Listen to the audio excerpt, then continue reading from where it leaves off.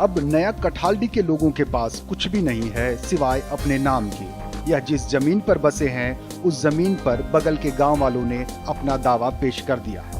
Coal company ने इसे रहने के लिए सिर्फ घर बना कर दिए, जमीन के कागजात इनके पास नहीं है। अब यहाँ रहने वालों के पास बित्ती भर भी कहने को जमीन अपनी नहीं रही। नोंडे जैसे उड़ा पे नाम कदा दोना उड़ा रिया जगह रिया कागज दो पे नाम ले गया बाले नाम का लेकिन उड़ा मतलब को इनका दे।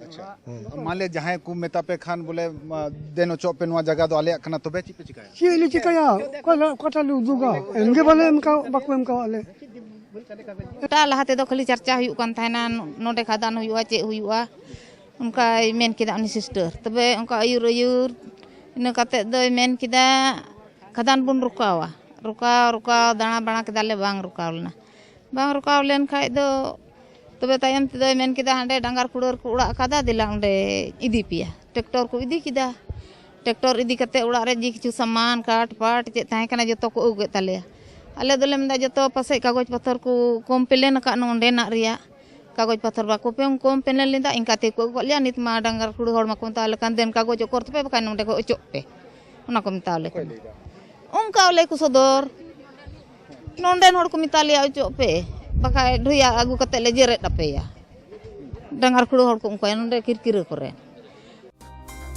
अब यहाँ के लोगों के जीवन का बसर का एक ही जरिया है, जंगली पदार्थों से ही अपना गुजारा कर रहे हैं।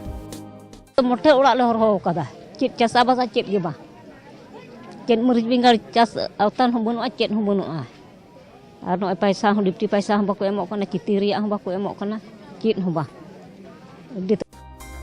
मुआवजे की अलग ही दर्द भरी दास्तान है।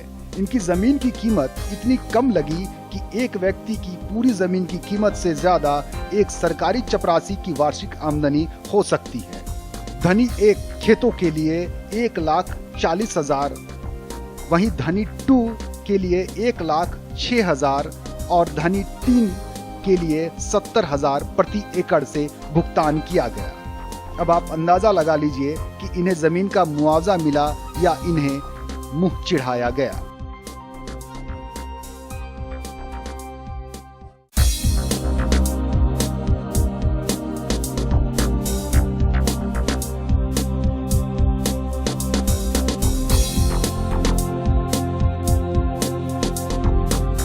इलाका रे शिल्प हुई कना से कारखाना हुई कना उना इलाका बिघे रे 8 থেকে 10 लाख टका जरूर ताहन जरूर कना और बेतन जहाँ कमाव कना नवा दो 6,000 7,000 उना भीतर गे कमाव कना तो नवा भीतर रे जहाँ मिटे गिद्रे पढ़ाव लगे उड़ा रे घारंज चलाव लगे असुख बिसुख हेना नवा रे टाका खर्चा कना उना ते मिटे टाका हम बां संच।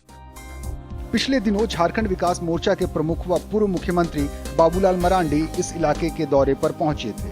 बाबूलाल मरांडी 3 साल बाद इस इलाके में दाखिल हुए थे।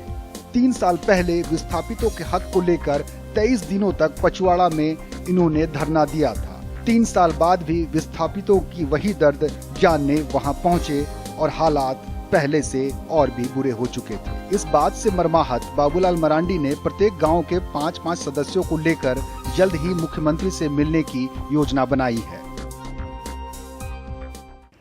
नहीं, हमने इतना ही कल कहा है दोनों जगह पर, बिशनपुर भी गए थे और यहाँ भी गए थे, कठलडी भी, न्यू कठलडी, और हम लोगों को कहा है कि जो जो गांव उजड़ने वाला है, जो गांव उजड़ा है, कम से कम प्रत्येक गांव के 5-5 प्रतिनिधि जो थोड़ा बहुत जो समझता हो, जो यहाँ बता सके, तो हमने कहा कि ऐसे जो पढ़े लिखे प्रतिनिधि मंडलों के साथ एक बार निश्चित रूप से हम सरकार से मांग करेंगे कि भाई वहाँ की जो तकलीफ़ें हैं, जैसे संथाल परगने में SPT एक्ट है, वहाँ ज़मीन का हस्तांतरण नहीं होता है, खरीद बिक्री नहीं होता है, जिनकी पूरी की पूरी ज़मीन चली गई तो फिर वो कहाँ जाएंगे। विस्थापितों के सामने फिलहाल रोजगार की सबसे बड़ी समस्या है। पुश्तैनी खेत खलिहान और खेती का धंधा चौपट हो चुका है। अब हर तरफ सन्नाटा है और यह खामोशी, उदासी लोगों के चेहरे पर साफ झलकती है। दिलों में हलचल है और हाल ऐसा कि बस उम्मीदों से ही आदमी जिंदा है।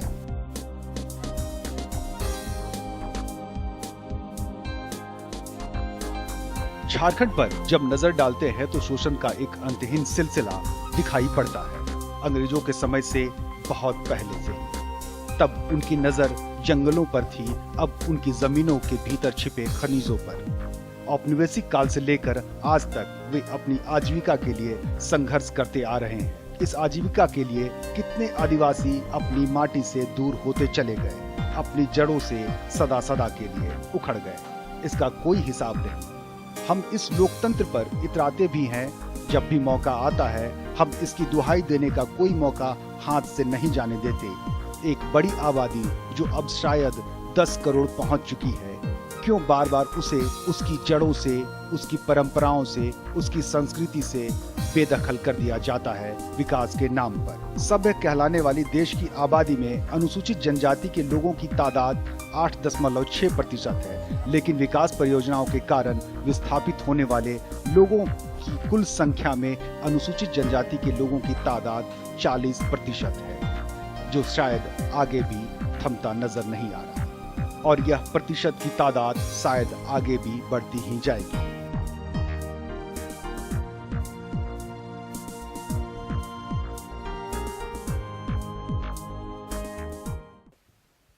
यह जमीन जितनी सख्त है, अब लोगों की जिंदगी उतनी ही कठिन हो गई है। जब कंपनी के लोग यहाँ आए थे, कोल कंपनी के लोगों ने बड़े बड़े सब्ज बाग लोगों को दिखाए थे। पक्के मकान होंगे, 2 वक्त के भरपेट भोजन मिलेगा, अच्छी शिक्षा और चिकित्सा भी मिलेगी। पर क्या मिली, इस हकीकत से हम रूबरू हो चुके हैं। लुटी लुटी सी जिंदगी, अब बची कुची सी आस है, और यह आस अब उन वादों के साथ जी रही है कि शायद फिर इनके दिन कभी लौटकर आएंगे, और जिन वादों के साथ इन्होंने अपनी ज़िंदगी के इस एक्सपेरिमेंट के दौर से गुजरना शुरू किया था, वो शायद कभी तो मुकम्मल हो पाएगी। सहयोगी मृत्युंजय और कैमरा पर्सन हेमंत के साथ सुरेंद्र सोरेन, अमरापाड़ा।